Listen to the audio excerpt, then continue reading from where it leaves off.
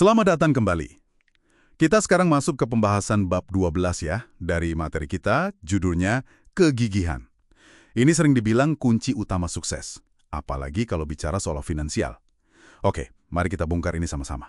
Tentu, sumber ini tuh menekankan ya, kegigihan itu bukan sekedar, oh pokoknya nggak nyerah. Lebih dalam dari itu. Ini komitmen yang kuat banget untuk bertahan, bahkan saat rasanya kayak, berjalan melewati api gitu istilahnya. Benar-benar soal ketahanan mental.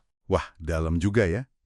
Bab ini langsung dibuka dengan cerita yang, lumayan bikin deg-degan. Soal tetangga si penulis yang nekat banget mulai perusahaan investasi. Juga Anda bayangkan deh situasinya. Semua tabungannya dipertaruhkan, punya 2 bayi, salah satunya malah di rumah sakit. Ya ampun. Dan ini lagi, pas mau launching, dia malah kena tugas jadi juri.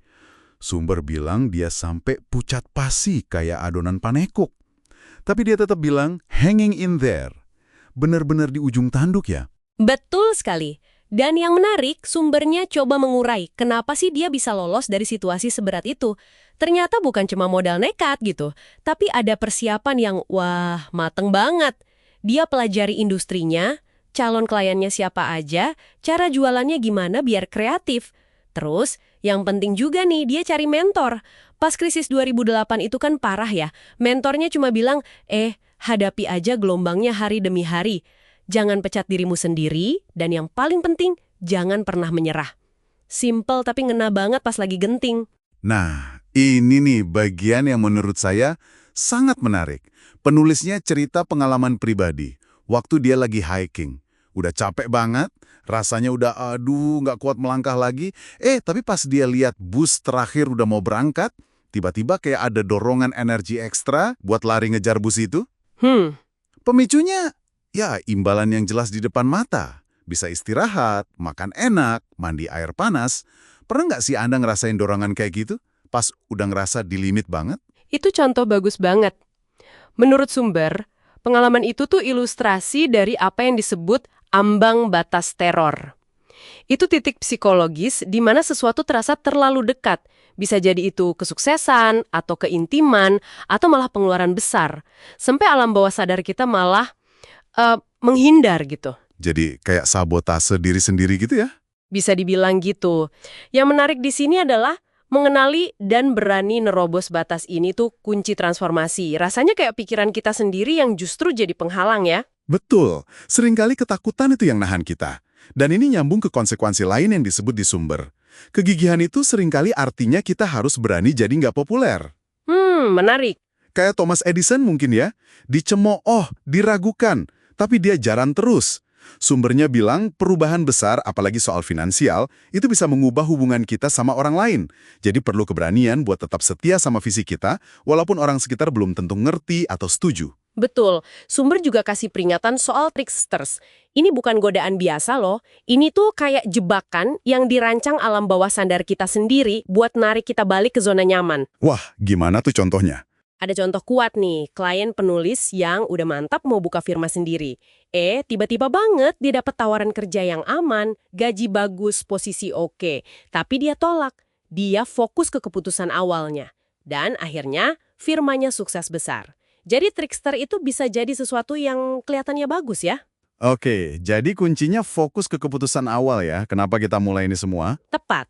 Kembali ke komitmen awal pas godaan itu muncul. Lalu, gimana caranya kita bisa melatih otot kegigihan ini biar makin kuat gitu? Sumbernya menyarankan kita fokus ke pembentukan kebiasaan sukses. Ada beberapa contoh disebut.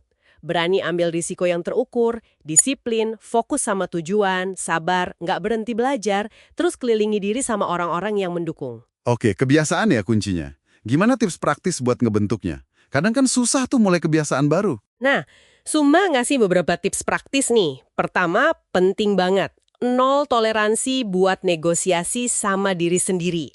Kita pasti tahu kan alasan-alasan buat menghindar. Kenalin aja, tapi jangan diladeni. Kedua, identifikasi diri Anda dengan kebiasaan baru itu. Bilang ke diri sendiri, saya adalah orang yang disiplin misalnya. Oh, jadi kayak afirmasi gitu ya? Mirip, tapi lebih ke membangun identitas baru. Ketiga, kaitkan kebiasaan baru sama yang udah ada, kayak sistem pertemanan buat kebiasaan gitu. Misalnya, habis sikat gigi pagi, langsung meditasi 5 menit. Dan terakhir, perkuat tekad. Antisipasi rasa nggak nyamannya, cari temen buat saling ngingetin, dan bayangin hasil akhirnya dengan semangat. Menarik. Tapi apakah gigih itu berarti harus kaku, nggak boleh belok sama sekali? Justru itu, sumber bilang nggak. Kegigihan itu bukan keras kepala buta. Contohnya Miller Brewing pas zaman larangan alkohol di Amerika. Kan nggak boleh jual bir tuh. Mereka nggak nyerah, tapi juga nggak ngotot jual bir. Mereka pivot, bikin produk lain kayak susu malt, soda, fleksibel. Oke. Jadi koreksi arah atau adaptasi itu juga bagian dari kegigihan ya? Tepat sekali. Itu menunjukkan kemauan untuk tetap menuju tujuan, walau jalannya mungkin berubah. Jadi kalau dirangkum nih, apa artinya semua ini buat Anda yang dengerin? Kegigihan itu kayak otot mental. Bisa dilatih, intinya komitmen sama visi, berani nembus ambang batas teror kita sendiri, tapi juga cukup luas buat adaptasi kalau perlu. Dan mungkin satu tambahan perspektif ya, rasa takut atau kesulitan yang sekarang rasanya gede banget, seringkali nanti kalau kita lihat ke belakang setelah berhasil lewat, rasanya jadi nggak sebesar itu kok. Kegigihan itulah yang jadi jembatan buat ngelewatin masa-masa sulit itu. Nah, sebagai penutup, coba renungkan ini deh. Seringkali yang benar-benar membatasi kita itu bukan kondisi fisik atau situasi eksternal, tapi pikiran kita sendiri. Bagaimana kalau satu-satunya hal yang menahan Anda saat ini adalah sebuah cerita tentang diri Anda yang Anda percayai? Padahal cerita itu sebenarnya bisa Anda tulis ulang kapan saja. Terima kasih sudah menyimak ulasan mendalam kita kali ini. Sampai jumpa.